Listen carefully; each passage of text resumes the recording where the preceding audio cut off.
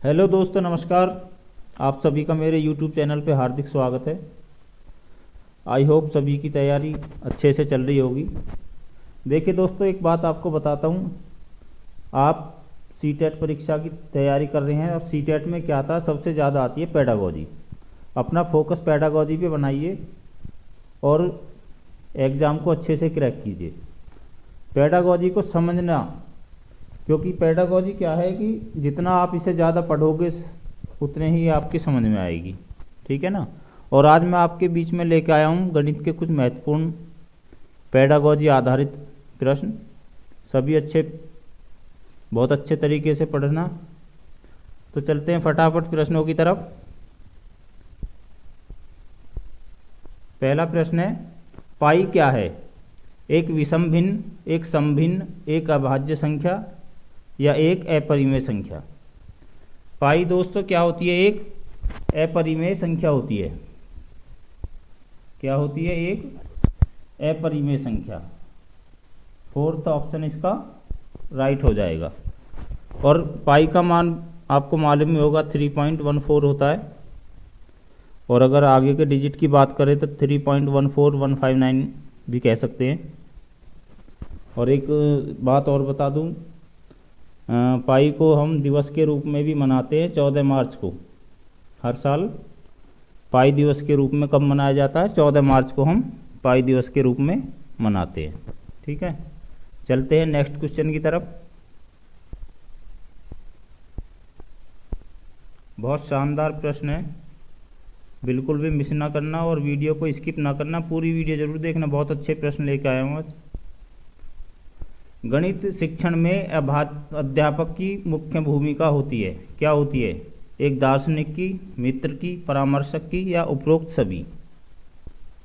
तो गाइस, गणित शिक्षण में अध्यापक की जो मुख्य भूमिका होती है वो दार्शनिक की भी होती है, एक मित्र की भी होती है, एक परामर्शक की भी होती है। ठीक है, तो फोर्थ ऑप्शन इसका राइट आंसर हो जाएगा।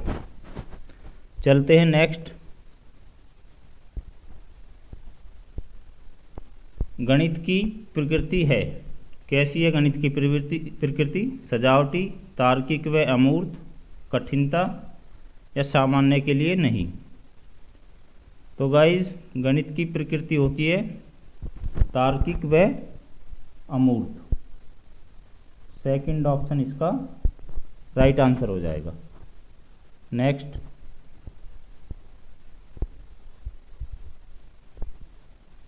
गणित सभ्यता और संस्कृति का दर्पण है, यह किसने कहा था? लॉक ने, प्लेटो ने या हागमैन या डाल्टन। तो दोस्तों ये कहा था हागमैन ने। सी ऑप्शन इसका राइट आंसर हो जाएगा। बिल्कुल इसी तरह की पेडागोजी के सवाल आपको सीटेट परीक्षा में देखने को मिलेंगे। बहुत शानदार प्रश्न है, बिल्कुल भी स्किप ना करना। चलते हैं नेक्स्ट।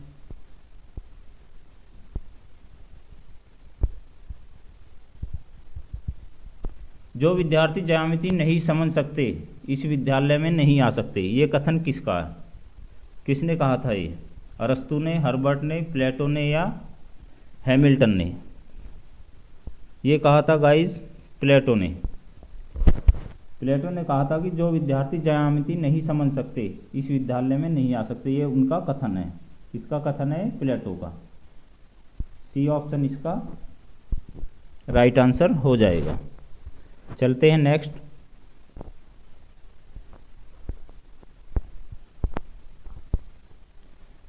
गणित के सूत्रों की स्थापना हेतु उपयुक्त विधि है। कौन सी उपयुक्त विधि है गणित के सूत्रों की स्थापना के लिए? संश्लेषण विधि, निगमन विधि, योजना विधि या इनमें से कोई नहीं। तो इनमें से देखिए दोस्तों, कोई सी भी विधि उपयुक्त नहीं है। गणित के सूत्रों की स्थापना हेतु कौन सी सबसे उपयुक्त विधि होती है? आगमन, क्योंकि आगमन द्वारा आसानी से की जाती है। सूत्रों की स्थापना जो की जाती है वो आगमन विधि के द्वारा की जाती है, इसलिए ऑप्शन फोर्थ इसका राइट आंसर हो जाएगा। चलते हैं नेक्स्ट।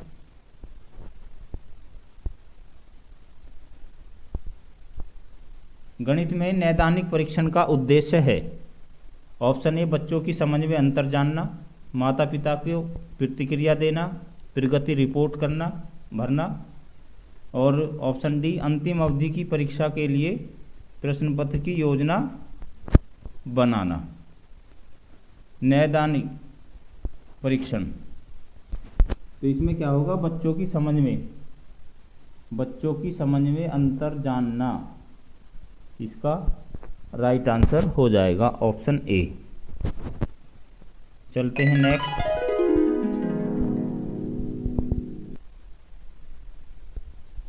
गणित शिक्षण के लिए सबसे प्रभावशाली सहायक सामग्री क्या है? श्रव्य सामग्री, दृश्य सामग्री, चौक एवं बातचीत, या इनमें से कोई नहीं। तो गाइस दृश्य सहायक सामग्री यानी कि ऑप्शन ए इसका राइट आंसर हो जाएगा। जो सबसे सहायक सामग्री मानी जाती है वो प्रभावशाली मानी जाती है दृश्य सहायक सामग्री, सबसे प्रभावशाली मानी जाती है दृश्य सहायक सामग्री। तो ऑप्शन ए इसका राइट आंसर हो जाएगा। चलते हैं अगले प्रश्न की तरफ।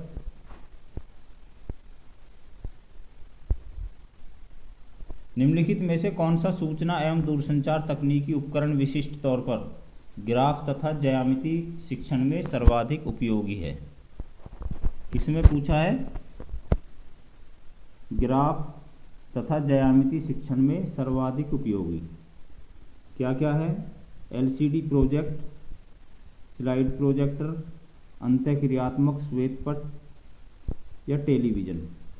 तो ग्राफ और ज्यामिति शिक्षण में सर्वाधिक उपयोगी जो होता है दोस्तों वो होगा अंतःक्रियात्मक श्वेतपट, सी ऑप्शन इसका राइट आंसर हो जाएगा। चलते हैं नेक्स्ट। गाइज अगर आप हमारे साथ व्हाट्सएप ग्रुप में जुड़ना चाहते हैं तो आपको कमेंट बॉक्स में व्हाट्सएप ग्रुप का लिंक मिल जाएगा, आप ग्रुप ज्वाइन कर सकते हैं अगर आप हमारे साथ नहीं जुड़े ना।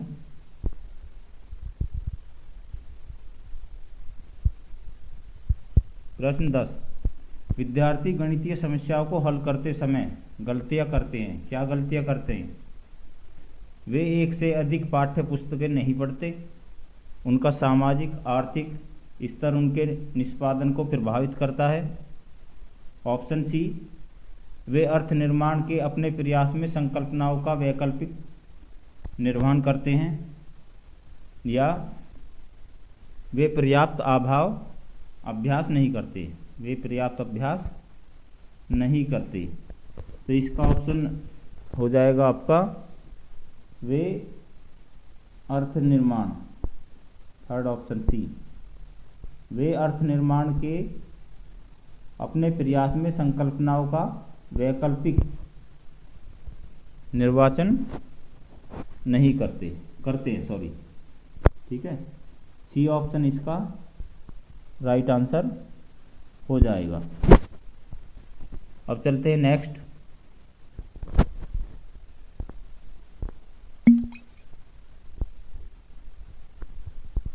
दृष्टिबाधित विद्यार्थियों के लिए निम्नलिखित में से किसका प्रयोग गणित शिक्षण अधिगम के साधनों के रूप में नहीं किया जा सकता?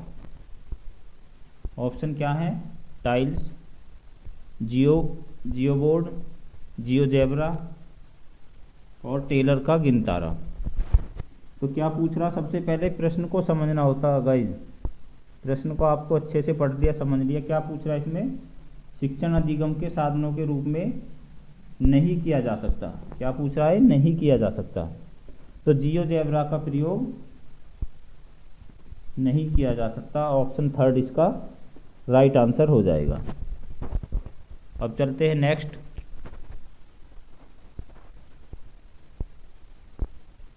आगमन विधि निम्न में से किसके लिए उपयुक्त है?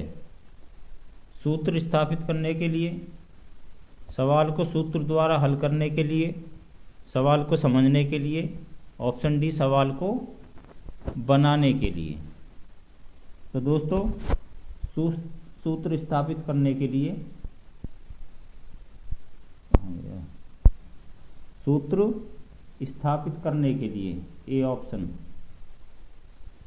ऑप्शन इसका राइट आंसर हो जाएगा। चलते हैं नेक्स्ट प्रश्न की तरफ।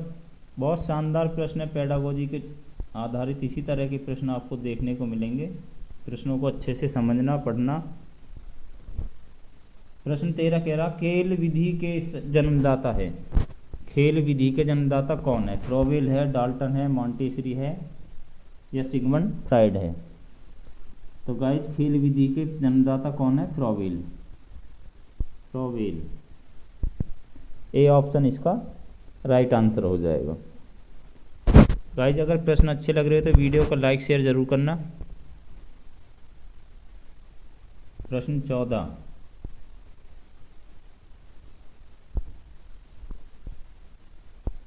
गणित वह भाषा है जिसमें परमेश्वर ने संपूर्ण जगत या ब्रह्मांड को लिख दिया है। यह कथन किसका है? कथन भी आते हैं, एक से दो सवाल आते हैं इस तरह के भी।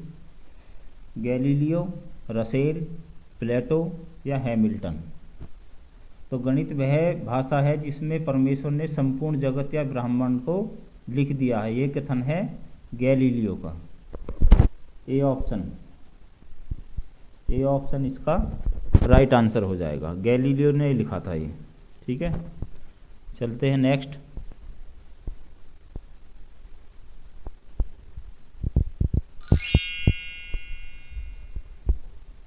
स्वयं सीखने की विधि को गणित में किस अन्य नाम से भी जाना जाता है? स्वयं सीखने की विधि को समस्या समाधान विधि के नाम से भी जाना जाता है, या लेख विधि, अन्वेषण विधि या व्याख्यान विधि? तो दोस्तों, अन्वेषण विधि को, सी ऑप्शन इसका राइट आंसर हो जाएगा। अन्वेषण विधि को क्या कहते हैं? हम स्वयं सीखने की विधि भी कहते हैं। ठीक है, क्यों कहते हैं?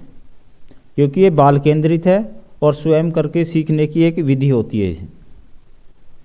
ठीक है, बाल केंद्रित है और स्वयं करके सीखने की एक विधि है, इसलिए इसको अन्वेषण विधि या स्वयं सीखने की विधि दोनों नामों से जाना जाता है। अब चलते हैं नेक्स्ट। अंक गणित शिक्षण की उपयुक्त विधि है। प्रोजेक्ट विधि, प्रदर्शन विधि, विश्लेषण विधि या इनमें से कोई नहीं? तो अंकगणित शिक्षण की उपयुक्त विधि कौन सी होती है? आपका हो जाएगा विश्लेषण विधि, सी ऑप्शन। अंकगणित विश्लेषण की उपयुक्त विधि कौन सी है? विश्लेषण विधि है। चलते हैं नेक्स्ट। गाइस, पेडागोजी पे पकड़ बना लीजिए और पहली बार में एग्ज़ाम को क्रैक करना, बस ये सोच के मेहनत करना सभी को। कोई ज़्यादा हार्ड नहीं है, बस मेहनत की ज़रूरत है और अच्छे से समझना है। प्रश्न 17, गणित की अच्छी पाठ्य पुस्तकों में होते हैं बहुत सारे, क्या होते हैं बहुत सारे? प्रमेय और उनकी उत्पत्ति, समन्वेषण के लिए प्रश्न, अभ्यास प्रश्न या हल किए हुए उदाहरण? तो दोस्तों, गणित की अच्छी पाठ्य पुस्तक में क्या होता है? हल किए हुए उदाहरण। ऑप्शन डी ऑप्शन इसका सही उत्तर होगा। अब चलते हैं नेक्स्ट प्रश्न 18 की तरफ। सामान्य से विशेष की ओर का सिद्धांत लागू होता है निगमन विधि में, आगमन विधि में, संश्लेषण विधि में या विश्लेषण विधि में? तो दोस्तों, सामान्य से विशेष की ओर, क्या पूछ रहा प्रश्न में? सामान्य से विशेष की ओर, तो ये होता है आपका निगमन विधि में। कौन से में? निगमन विधि। ए ऑप्शन इसका राइट आंसर हो जाएगा। चलते हैं फटाफट अब नेक्स्ट। एनसीएफ 2005 में सर्वाधिक बल दिया है, किस बात पर सर्वाधिक बल दिया है एनसीएफ 2005 ने? ज्ञान के संरचना पर, अवधारणाओं को रटने पर, कठिन सवालों को हल करने पर या तेजी से गणित सीखने पर? एनसीएफ 2005 ने जो सर्वाधिक बल दिया वो किस पे दिया? ज्ञान की संरचना पर। ज्ञान की संरचना, ए ऑप्शन, ए ऑप्शन इसका राइट आंसर हो जाएगा। चलते हैं नेक्स्ट।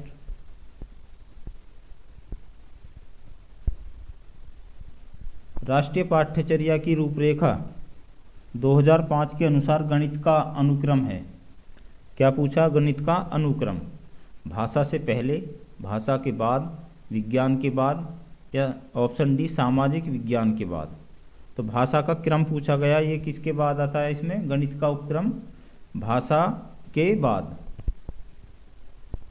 भाषा के बाद, बी ऑप्शन, बी ऑप्शन इसका राइट आंसर हो जाएगा। एनसीएफ 2005 ने क्या भाषाओं का जो क्रम बनाया उसमें क्या है? पहले क्रम पे आती है भाषा, दूसरे पे आती है गणित, तीसरे पे आती है विज्ञान, चौथे पे सामाजिक, पांचवे पे कला, इस तरह से छठे पे आएगी आपकी स्वास्थ्य और शारीरिक। ठीक है, तो ये पूछ रहा है इसमें गणित का अनुक्रम। अब देखिए पहले पे जब आती है भाषा और दूसरे पे गणित है, तो गणित क्या हो गया? भाषा के बाद का क्रम, इसलिए ऑप्शन बी इसका सही उत्तर होगा। अब चलते हैं नेक्स्ट। एनसीएफ 2005 के अनुसार विद्यालयों में गणित शिक्षा का एक मुख्य उद्देश्य यह है। क्या है मुख्य उद्देश्य? संख्या संबंधी कौशलों का विकास करना, समस्या समाधान कौशलों का विकास करना, विश्लेषणात्मक कौशल, विश्लेषणात्मक योग्यता को पोषित करना, या ऑप्शन डी बच्चे की चिंतन प्रक्रिया का गणितीकरण करना। इसका आंसर हो जाएगा गाइस बच्चों की चिंतन प्रक्रिया, डी ऑप्शन, बच्चों की चिंतन प्रक्रिया का गणितीकरण करना, डी ऑप्शन इसका राइट आंसर हो जाएगा। अब चलते हैं नेक्स्ट। गाइस अगर आप हमारी वीडियो को पहली बार देख रहे हैं तो चैनल को सब्सक्राइब कीजिए, और ग्रुप का लिंक आपको कमेंट बॉक्स में मिल जाएगा, आप चाहे तो हमारे साथ जुड़ सकते हैं व्हाट्सएप ग्रुप में। प्रश्न 22, निम्नलिखित में से कौन सा केंद्रीय प्रवृत्ति की माप नहीं है? माध्य, बहुलक, माध्यिका या परास। देखिए प्रश्न को पढ़ना मैं बार बार यही कहता हूँ, सीटेट में इसी तरह के प्रश्न आते हैं, काफ़ी लोग गलत कर जाते हैं, अरे यार मैंने तो देखा नहीं। क्या करना? सबसे पहले प्रश्न को देखना। ये कह रहा प्रश्न कौन सा केंद्रीय प्रवृत्ति की माप नहीं है? क्या पूछा? नहीं है। देखिए मध्य होता है, बहुलक होता है, माध्यिका होता है, परास नहीं होता। तो कौन सा ऑप्शन? डी ऑप्शन इसका राइट आंसर हो जाएगा। प्रश्न ने पूछा है केंद्रीय प्रवृत्ति की माप नहीं है, तो परास केंद्रीय प्रवृत्ति की माप नहीं होता। अच्छे से समझ लीजिए, बहुत शानदार प्रश्न है। पेडागोजी के इसी तरह के प्रश्न आपको सीटेट परीक्षा में देखने को मिलेंगे। चलते हैं नेक्स्ट। सबसे छोटी अभाज्य संख्या है 0, 1, 2 या 3। तो दोस्तों सबसे छोटी अभाज्य संख्या होती है 2।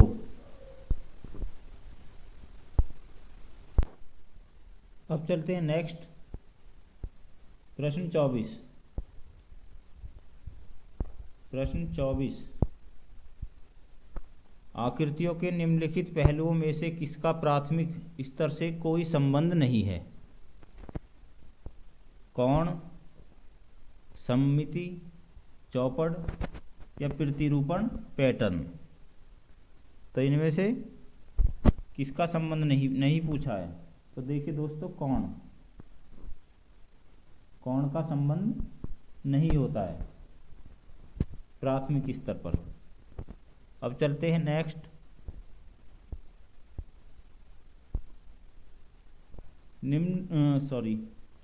गणित शिक्षण की आगमन विधि का सिद्धांत है ज्ञात से अज्ञात की ओर, अज्ञात से ज्ञात की ओर, सामान्य से विशिष्ट की ओर, या ऑप्शन डी विशिष्ट से सामान्य की ओर।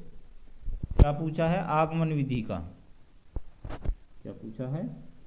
आगमन विधि का। आगमन विधि का पूछा है तो ये होता है दोस्तों सामान्य से विशिष्ट की ओर। C option. आगमन विधि में क्या होता है, सामान्य से विशिष्ट की ओर चलते हैं। सी ऑप्शन इसका राइट आंसर हो जाएगा। चलते हैं नेक्स्ट।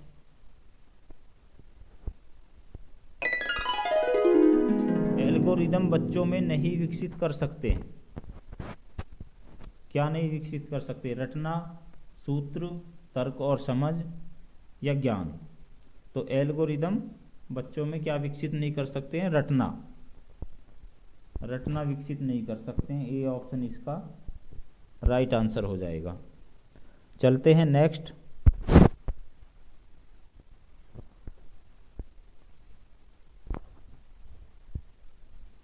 छोटे बच्चों में गणितीय विचार निम्नलिखित क्रम में विकसित किया जा सकता है। क्रम पूछ रहा, कौन सा क्रम सही है?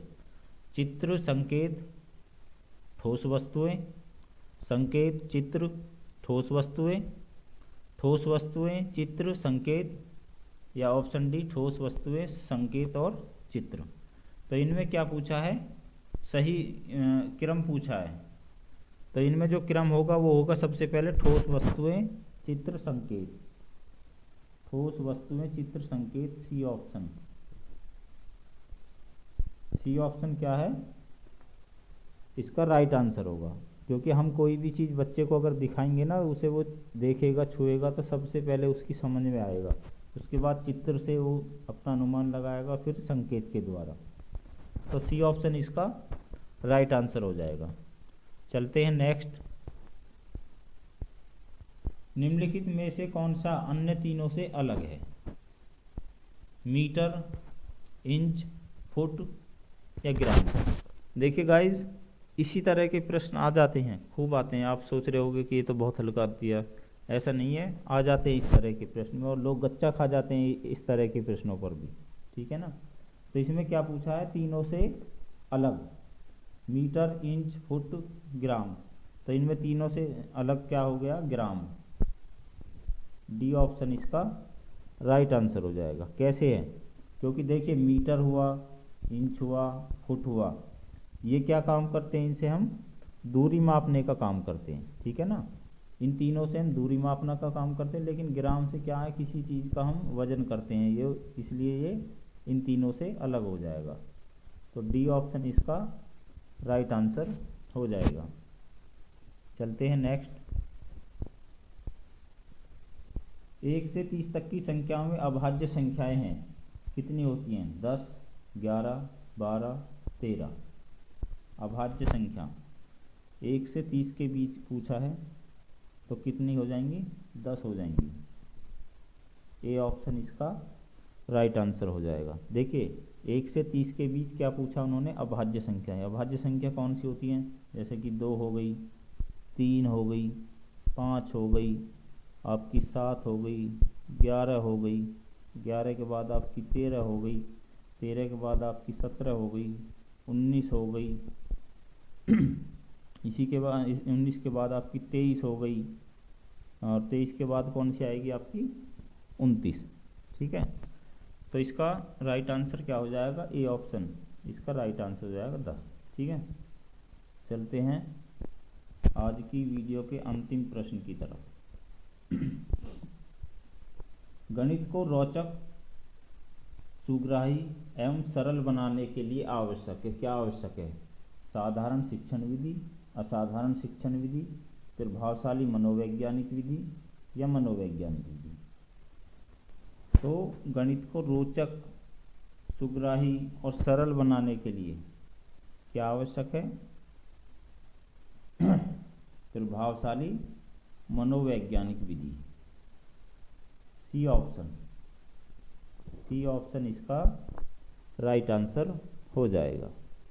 तो गाइज, आज की वीडियो के प्रश्न पूरे हो चुके हैं। फिर मिलेंगे एक नई वीडियो में नई प्रश्नों के साथ।